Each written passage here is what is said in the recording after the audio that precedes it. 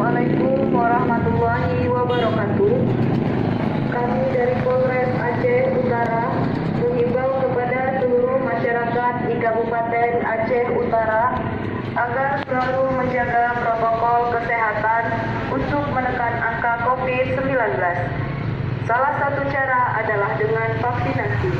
Vaksinasi telah dinyatakan aman oleh WHO dan halal oleh MUI.